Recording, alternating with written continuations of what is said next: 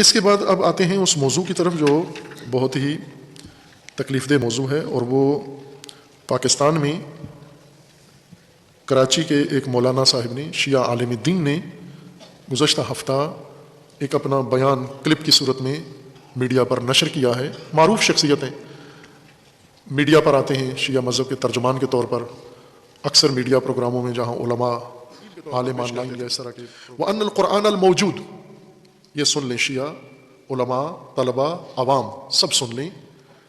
آپ قرآن کے بارے میں ان لوگوں سے سنتے ہو جو قرآن زندگی میں ایک دن بھی نہیں پڑھا انہوں نے،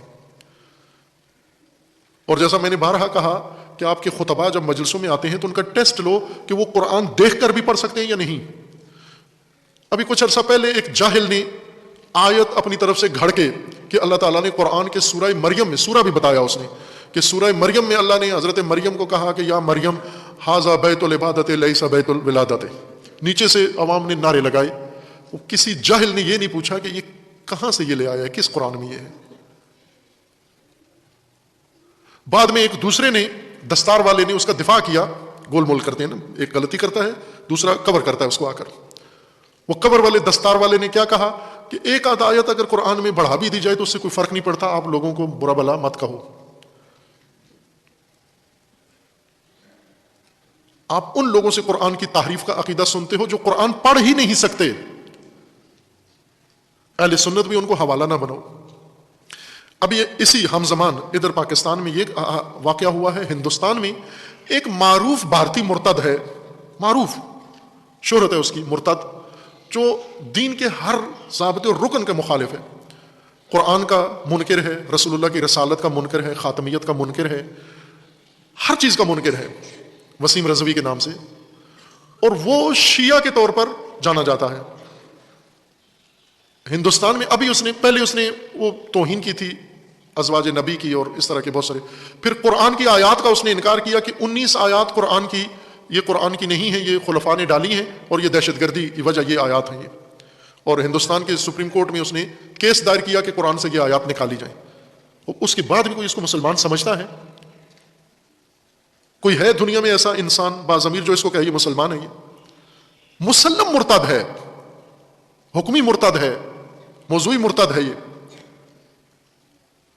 علماء کی خاموشی دلیل نہیں ہوتی، ابھی اسی کے اوپر علماء سارے خاموش، اس مرتد کے اظہارات پر سارے علماء خاموش، ہر غلطی پر علماء کی خاموشی اور عوام کو توہم میں ڈال دیتی ہے کہ شاید یہ بات درست نہیں کر رہا ہے۔ یہ جو علماء سارے چپ بیٹھے ہوئے ہیں تو اس کا مطلب ہے ٹھیک کہہ رہا ہوگا؟ نہ، ٹھیک نہیں کہہ رہا، غلط کہہ رہا ہے، باطل کہہ رہا ہے۔ اس نے آ کر یہ کہا ہے، باقاعدہ انہوں نے ہندوستان میں یہ درخواست دی ہے کہ شیعوں کو غیر مسلم اقلیت قرار دیا جائے۔ یہ مرتد گروپ جو ہے، انہوں نے ہندوستان کے مسلمانوں میں یہ فرق کیا ہے کہ یہ سنی مسلمان ہیں، انہیں مسلمان شمار کیا جائے، شیعوں کو غیر مسلم کے طور پر اقلیت غیر مسلم ڈکلیئر کیا جائے۔ یہ مرتد ہیں، یہ کسی شیعہ نے ان کو روکا نہیں۔ اور اسی طرح اس نے یہ بھی انحرافی بات کی ہے، مرتد ارتدادی بات کی ہے اور کافرانہ بات کی ہے اس نے کہ شیعہ رسول اللہ کے پیروکار نہیں ہیں، محمد کے شیعہ نہیں ہیں، علی کے شیعہ ہیں، سنی محمد کے پیروکار ہیں اور شیعہ علی کے پیروکار ہیں۔ یہ مرتد انسان ہے۔ اس مرتد کی بات کو ایک ناسبی اور کئی ناسبی موضوع بنا کر شیعہ کے اوپر حملہ کر رہے ہیں، ائمہ کی توہین کر رہے ہیں، گستاخی کر رہے ہیں۔ یہ دونوں پلید ہیں، دونوں نجس ہیں۔ یہ ناسبی بھی پلید انسان ہے جو ایک مرتد کی بات کو شیعہ کی بات متعارف کروا رہا ہے، اور یہ شیعہ علماء کی خاموشی کی وجہ سے ہے۔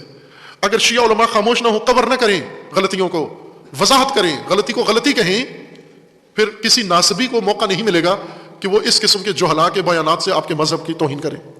اب آپ توجہ کریں کہ یہ علامہ طباطبائی تاریخ میں ان سے بڑا مفسر پیدا نہیں ہوا، نہ شیعہ میں نہ سنی میں۔ یہ مبالغہ نہیں ہے، یہ حقیقت ہے جو اہل تحقیق قبول کرتے ہیں۔ کوئی اگر ثبوت مانگتا ہے تو خود یہ تفسیر پڑھ کے دیکھ لے، اگر تفسیر پڑھ کے اس کو یہ یقین نہ آیا تو پھر میں ذمہ دار ہوں اپنی بات کا کہ ان سے بڑا مفسر قرآن شناس نہیں ہے، یہ ایک سند و حجیت رکھتے ہیں۔ ان کا یہ کہنا ہے وَأَنَّ الْقُرْآنَ الْمَوْجُودُ الْيَوْمَ، یہ قرآن جو آج موجود ہے، بِأَيْدِينَا، ہمارے ہاتھوں میں، ہمارے سامنے جو قرآن موجود ہے، हुवल القرآن الذی جاء به، یہ وہی قرآن ہے وہ جو نبی آئے تھے 1400 سال پہلے. یہ وہی قرآن ہے، لفظ بلفظ حرف بحرف وہی قرآن ہے. وقرأہ علی الناس المعاصرین لہ، یہ وہی قرآن ہے جو آج ہمارے پاس ہے، جو 1400 سال پہلے نبی نے اپنے زمانے کے لوگوں کو پڑھ کے سنایا تھا. بمعنى انه لم يزع من اصله بان يفقد كله ثم يوضع كتاب اخر يشابهه في نظمه او لا يشابهه وينسب اليه ويشتهر بين الناس بان القرآن النازل على النبي. اس قرآن میں کوئی تبدیلی نہیں آئی، کوئی ایر پھیر اس میں نہیں ہوا، کوئی تحریف اس میں نہیں ہوئی. فهذه امور لا يرتاب في شيء منها الا مصاب في فهمه ولا احتمل بعد ذلك احد من الباحثين في مسألة التحريف من المخالفين والموافقين. مخالف و موافق اس بات پر اتفاق رکھتے ہیں، اور یہ ہمارے علماء اور مفسرین اور فقہاء کا متفقہ نظریہ ہے. البتہ بعض اخباری فکر رکھنے والے یعنی شیعوں کے اہل حدیث، انہوں نے یہ قول کہا ہے، اور وہ بھی ایک شخص ہے جس نے اس مسئلے کو زیادہ ہوا دی ہے، اور وہ ہیں محدث نوری. محدث نوری جن کی کتاب ہے مستدرک، المستدرک وسائل الشیعہ کی، محدث ہیں، یہ اجتہادی نظام کو قبول نہیں کرتے. انہوں نے غیر مستند روایات جمع کی ہیں تحریف کے متعلق، ضعیف روایات کو، اور کتاب لکھی ہے فصل الخطاب کے نام سے. وہاں سے دراصل ناصبیوں کو موقع ملا، غلط فہمی پیدا ہوئی، اور کمزور شیعوں کو یہاں سے تردید ان کے دلوں کے اندر پیدا ہوئی. محدث نوری کو ان کے زمانے کے علماء نے متوجہ کیا کہ یہ غلطی کی ہے آپ نے، اور محدث نوری متوجہ ہو گئے اور خود کتاب لکھی تحریف کے خلاف کہ قرآن میں تحریف نہیں ہوئی، اور وہ جو میں نے پہلی کتاب فصل الخطاب لکھی ہے وہ غلط ہے. لیکن ان کی تردید معروف نہیں ہوئی. ان کی کتاب فصل الخطاب آج بھی دستاویز بنی ہوئی ہے. سنیوں کے ہاتھوں اور کمزور شیعہ کے قرآن میں تحریف ہوئی ہے. علامہ طباطبائی فرماتے ہیں کہ یہ روایات جو فصل الخطاب میں ہیں، یہ ایک جعلی راوی، ایک من گھڑت راوی ہے احمد یساری کے نام سے، اس نے یہ ساری روایات جعل کی ہیں، گھڑی ہیں، تحریف کی اور منسوب کی ہیں ائمہ سے.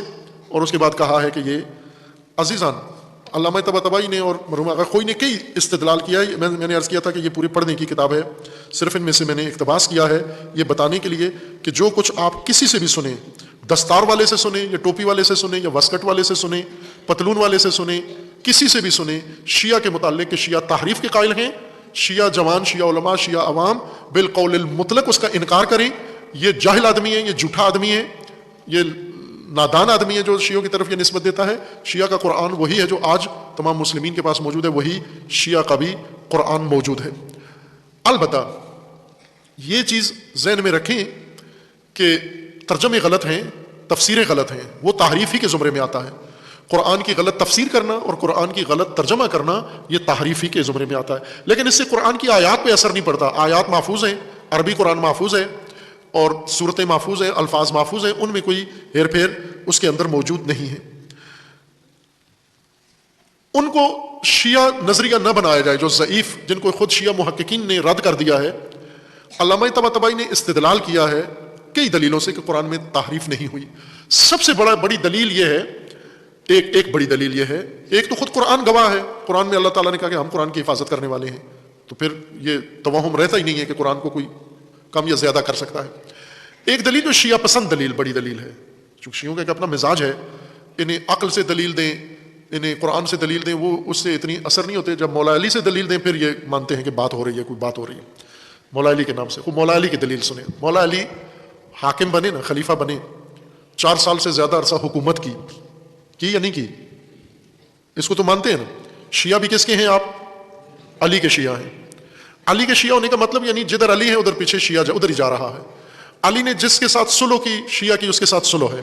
علی نے جس سے جنگ کی شیعہ کی اس کے ساتھ جنگ ہے. علی نے جس کو دعا دی شیعہ اس کو دعا دیتا ہے. علی نے جس کو لعنت کی شیعہ اس پر لعنت کرتا ہے. چونکہ شیعہ علی کے پیچھے جا رہا ہے، جدھر علی ادھر شیعہ، اور علی کدھر جا رہے ہیں یہ اب شیعہ کو معلوم ہونا چاہیے. یہ نہ ہو کہ علی کسی اور گلی میں جائیں، شیعہ کسی اور گلی میں گھس کے کہے میں علی کے پیچھے جا رہا ہوں. پتہ ہونا چاہیے، مولا سامنے، امام سامنے نظر آئیں، اوجل نہ ہونے دیں آنکھوں سے، پیچھے پیچھے جانا ہے.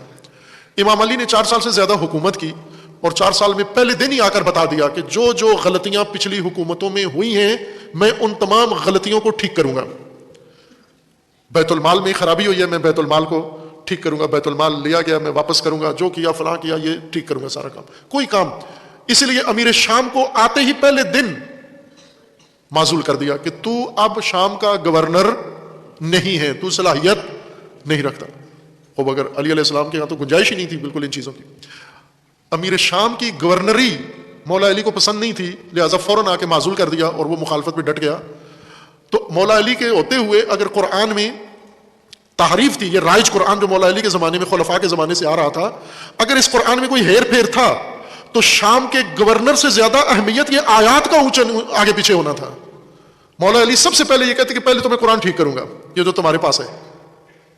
اگر کوئی تحریف ہوتی تو مولا علی سب سے پہلے وہ کہتے یہ نسخے سارے کینسل کرو، یہ نسخہ جو میں دیتا ہوں تمہیں، کہتے ہیں نا مولا علی کا بھی ایک لکھا ہوا نسخہ تھا۔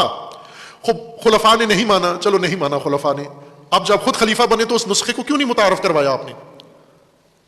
وہ نسخہ رائج کر جاتے نا کہ یہ اصل قرآن جو میرے پاس ہے، یہ خلفاء والے ابھی تک آپ کے پاس تھے، 3 خلیفہ گزرے ہیں، وہ نسخے سارے میں کینسل کرتا ہوں، 4تھا خلیفہ آ کے اپنا نسخہ رائج کرے۔ کیا مولا علی نے یہ کام؟ نہیں کیا۔ یہی قرآن جو رسول اللہ سے چلا، خلفاء کے دور میں رہا، مولا علی کے دور میں بھی یہی قرآن تھا۔ وہ جو کہتے ہیں مولا علی نے لکھا تھا وہ قرآن نہیں تھا، قرآن کی تفسیر تھی، شان نزول تھا، ترتیب تھی، اس لیے مانا نہیں گیا، قبول نہیں کیا گیا، چونکہ مولا علی نے ہر آیت کے ساتھ لکھا ہوا تھا یہ کس کی مذمت میں آئی ہے، یہ کس کی مدح میں آئی ہے، یہ کس کے بارے میں، کس کے خلاف ہے، کس کے حق میں ہے، اور یہ لوگوں کو پسند نہیں تھا۔ کہا یہ نہیں بتاؤ، قرآن رہنے دو، یہ نہ بتاؤ یہ کس کے بارے میں آیا تھا۔ وہ مولا علی کی تفسیر تھی، شان نزول لکھا ہوا تھا۔ اگر کوئی الگ قرآن ہوتا جو آج اکیڈمی کو مل گیا ہے، یہ اگر مولا علی کے ہاتھوں کا لکھا ہوا ہے تو مولا علی نے خود اپنے زمانے میں اکیڈمی کیوں نہیں قائم کی اس کے بارے میں؟ یہ مغالطات ہیں، قوم کو گمراہ کرنے کے لیے ہیں، قرآن کی مہجوریت کا سبب اور عوام کو گمراہ کرنے کا سبب ہے۔ یہ ائمہ اطہار نے، امام صادق علیہ السلام نے تمام فقہ جو ائمہ کی اہل بیت کی تھی وہ ساری لوگوں کو پڑھا دی۔ خوب امام صادق علیہ السلام ایک دن وہ نسخہ بھی پڑھا دیتے نا ان لوگوں کو۔ امام مہدی کے لیے رکھا ہوا تھا نسخہ کہ وہ آ کر اصل قرآن لائیں گے، یہ اصل قرآن ہے، یہی قرآن جو موجود ہے یہ اصل قرآن ہے۔ اس لیے عزیزان اس قسم کی باتیں پہلے ہوئی ہیں، یہ پہلی دفعہ نہیں ہوئی، پہلے بھی ہوئی ہیں، اور ان کی طرف لوگ کان نہ دھریں، مردد نہ ہوں، اپنے ایمان کو ناقص نہ کریں۔ یہ علماء ہی کا کہنا ہے، اب میرے ذہن میں تردید ہے یہ مرحوم آغا خوئی کا قول ہے یا علامہ طباطبائی کا، جو بھی قرآن میں تحریف کا قائل ہوگا وہ ایمان کے دائرے سے باہر ہو جائے گا۔ یہ انہی میں سے قول ہے، میں نے ڈھونڈنے کی کوشش کی، وقت نہیں تھا میں، لیکن یہ موضوع اہم ہے۔ انشاءاللہ یہی 2 کتابیں اور باقی مستندات کسی وقت اللہ تعالیٰ